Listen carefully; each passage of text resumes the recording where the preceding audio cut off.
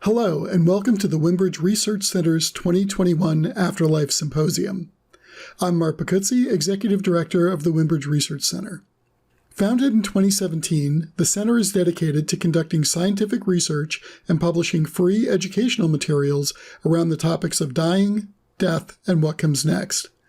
You can learn more about the center and the symposium by visiting our website, windbridge.org.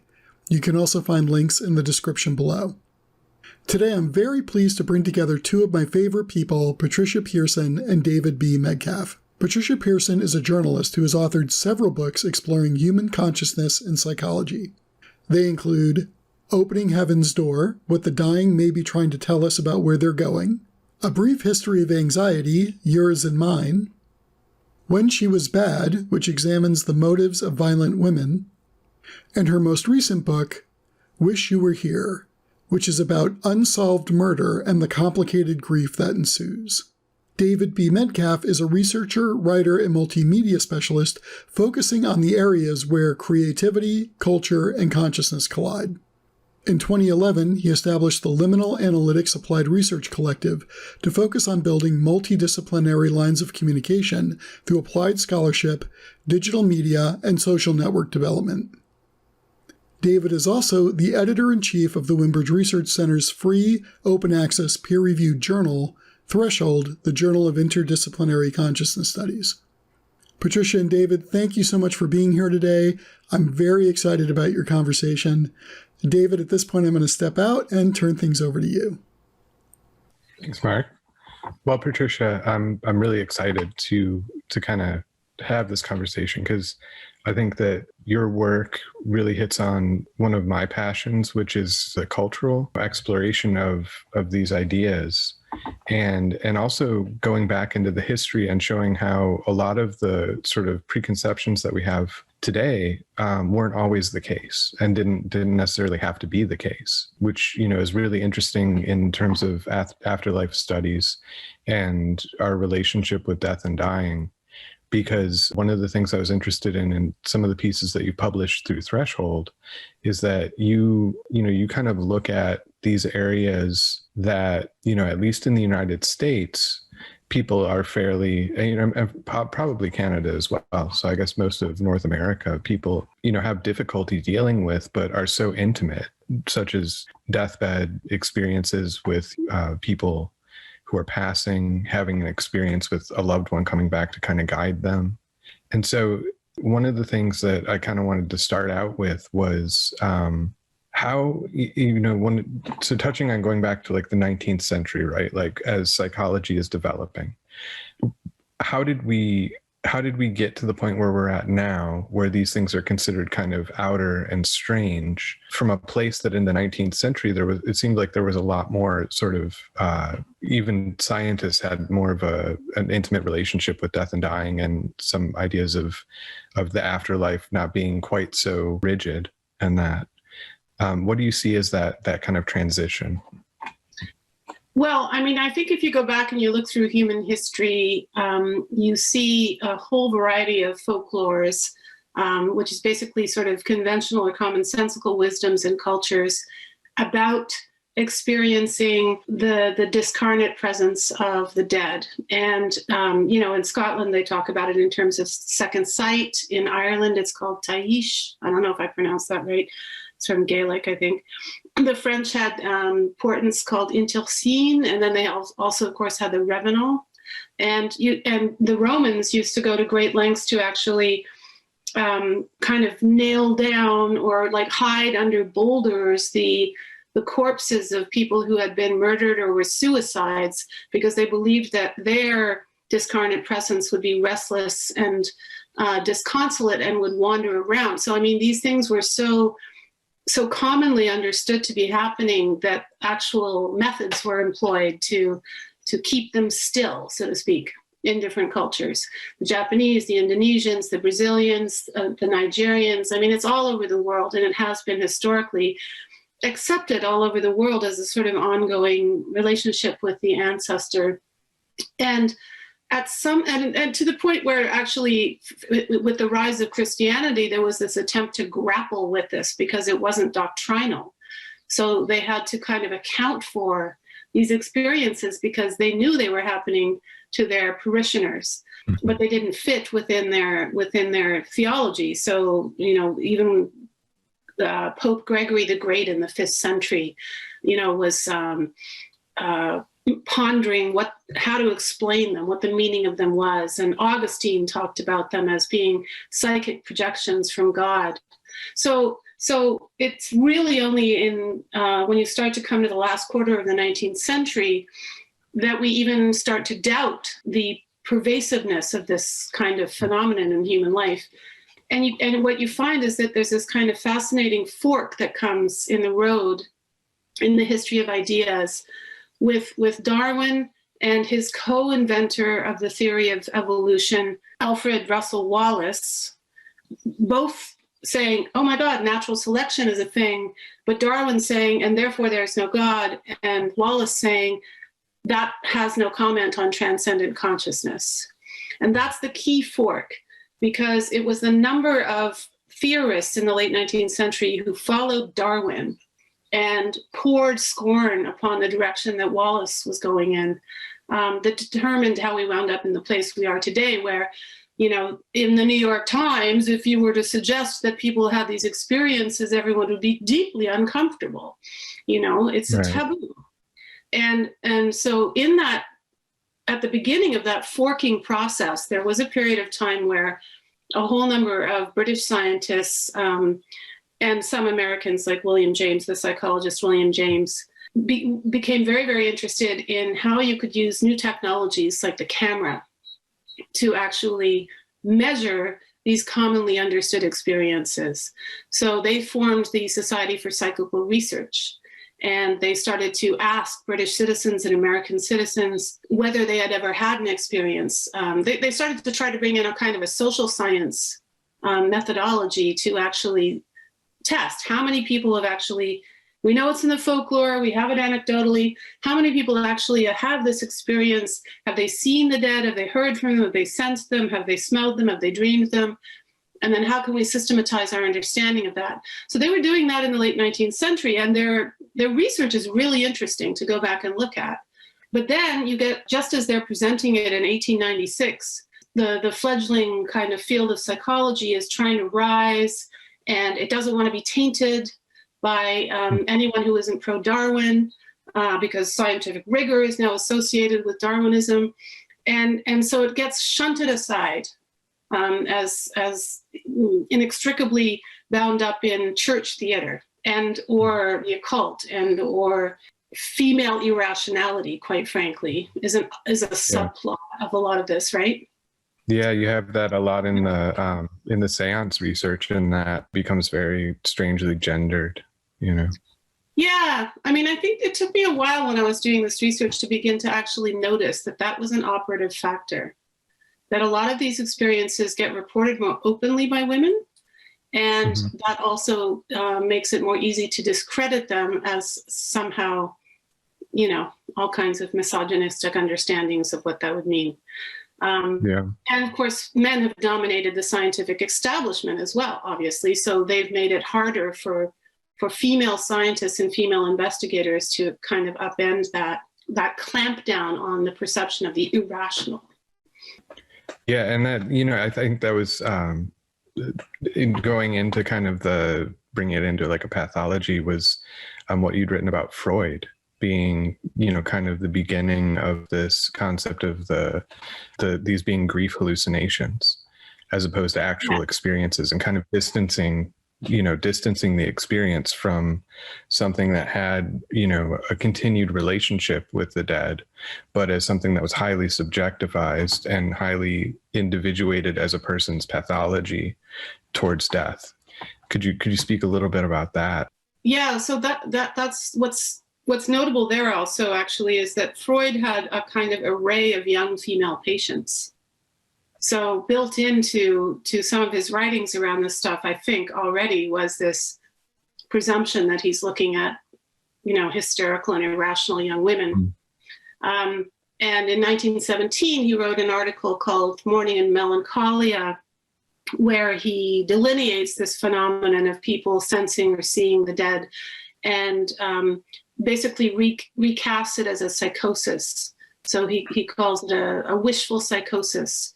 In other words, he makes it into a pathology that's not a coping mechanism, isn't helpful, isn't warming and consoling, but is actually detrimental to recovering from your bond with the dead person. And you have to sever the bond, move away from them, stop imagining things, get on with your life. None of which he, by the way, he completely ignored his own advice in terms of his own warning, right? But he became very, very influential in the early stages of psychology, of course, but also grief therapy, because that was also just coming in sort of after Freud.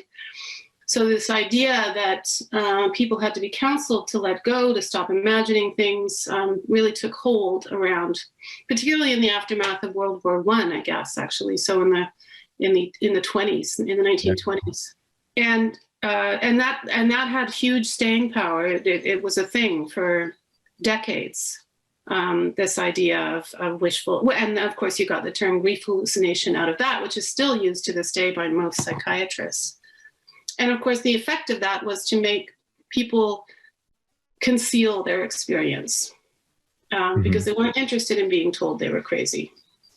They weren't interested in the experience not being real because it was so meaningful to them. Right. And so then the data on it all went underground.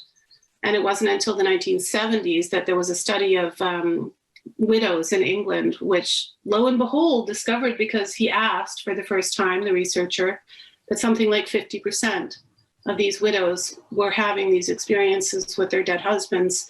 And then that number, around 50 to 55% has now held steady across cultures in the research. Mm-hmm. It's literally about a half the population has these experiences. Yeah, and it's interesting because there was I'm going to say recent, but I think it was a couple years ago, there was an article about, I believe it was in Sweden.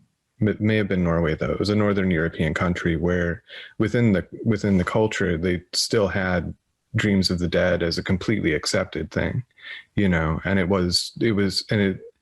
I do a lot of study on Latin American traditions, and it's always interesting to find these things that are so common that they're not talked about, and it's because it's just everybody knows. Like, of course, if you have a dream about a dead relative or something, that's totally what happens, and you go about your business, But this actually kind of brought it out into light of how this was still an accepted part of their culture, and in ways that were helpful in terms of one of the things that was mentioned is naming a child.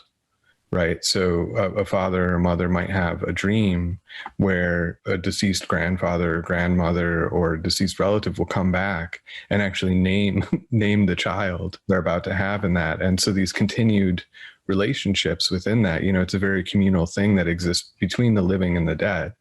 And it's interesting that in pathologizing these things, it's turned this communal sense that goes beyond life and death into a sort of sickness, and it's an interesting kind of commentary, I think, on Western culture.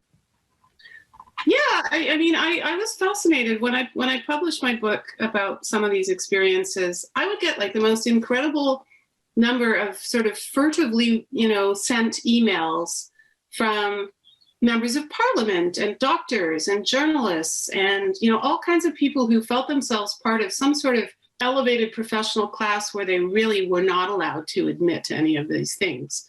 And so it becomes this kind of, it feels like a kind of tragic suppression of a vital part of our, cultural experience. In honor of what? So in honor of being able to say that we're above this because we're scientifically minded. I think that the edifice that suppresses it is now beginning to crumble, particularly as we start to cease to privilege the Western white scientific mind. Well, and you and Dr. Julie Beischel had looked at the kind of frequency of this within anecdotes, and that looking at the close family members and that who would sense a fleeting moment with another close family member. And I think you even wrote about an experience within your own family, you know? Yeah, there was an experience in my family that propelled me into this whole area, which is my sister experiencing my father's presence in her bedroom the night that he suddenly died, and feeling his hands cupping the back of her head very gently and being suffused with a sense of peace and calm. And this happened about 9 weeks before she died. So there was it was an incredible revelation to everyone in my family. We'd never even heard of this. So, and it meant so much to her. So that's what pulled me into the research. But what Julie and I have been looking at is the specific cases that occur almost as a form of coming to awareness that someone has died.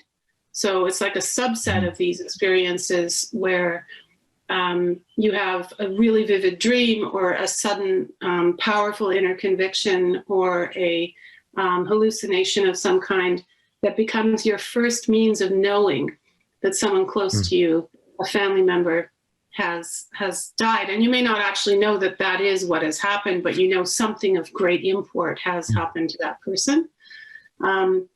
So, and there's very little research on that. And even the vocabulary around it is very unsettled. So some people call it a crisis ESP, and some people call it a crisis apparition, and then it's been called a telepathic impression, and then it's been called a death coincidence, and then it's been called phantasms of the living. So until we even get onto the same page with a lexicon around some of this stuff, it's hard to progress with a consistent body of research on it. That actually happened to me when my father passed away. Oh, yeah? I woke up kind of just like in a shock, and then maybe a minute later, my brother answered the phone and got the news that my dad had passed. So it was this, it was a really intense experience, and like, it was an interesting kind of continuation of my own my own research in a strange way, just because it was so, it happened to me. So like I actually had that experience of living through it, and it brought some meaning and stuff to the whole event. So it's an interesting thing to have happen. Yeah, and I mean, I think what it really brings home, although we don't understand obviously yet any of the mechanisms around any of this stuff, although there are some theories, but to me it really brings home the idea that we are continuously on some level connected. Mm-hmm. And it may be that only in moments of great peril or crisis that we are brought to attunement with that connection. But it's sort of going on the whole time. There's some kind of interconsciousness, sea of consciousness that we're all connected to. And I found it, like you said, what happened to Catherine, my sister, and my father, it deepened the meaning around his death in such a way that it was instantly less painful somehow. Yeah, very much so. And that connection thing too, it brings me, you had written about the difference between Halloween in the States, and the Day of the Dead in Mexico.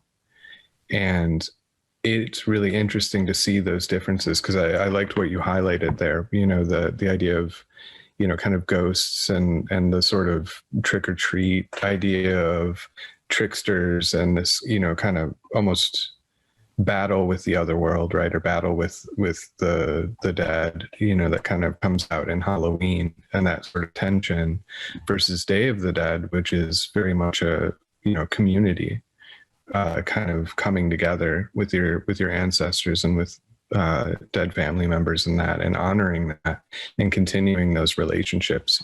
And that, as you're talking about that idea of the sea of consciousness that we're all kind of in, as we live, I'm now thinking how interesting it is, those festivals of the dead that are lean more towards the Day of the Dead, they kind of speak to that a lot more than the sense of sort of violence and keep away the ghosts and that sort of thing that comes out. Yeah, I mean, I've always been fascinated by Halloween in North America as this kind of form of consoling ourselves for our fear of death by eating candy. It's like, I mean, it's more than that. For, when you're a parent, it's fun. Your kids are so excited and everything, but the underlying cultural meaning of it is so distorted and weird. It's all about, being spooked and horrified and greedy. So as we come to the close here, we've talked about this kind of the need for a lexicon and the need for, how do you see that moving forward in terms of developing this conversation more, within the culture?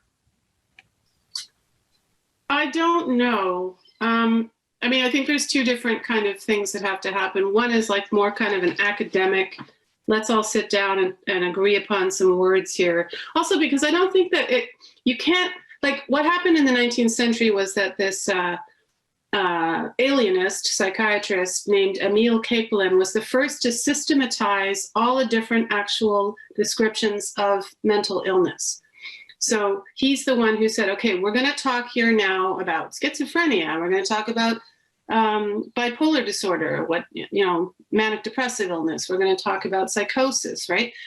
And we're going to talk about clinical depression. Before that, some people called it moon madness and some people called it masturbatory insanity. And it was so all over the map that nobody could get a grip on what they were actually talking about with these subjective experiences.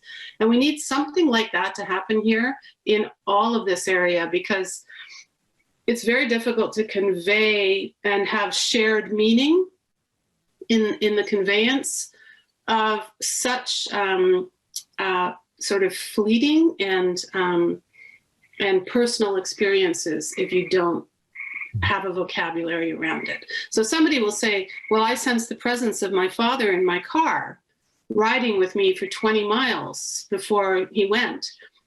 And somebody else will be like, what does that mean?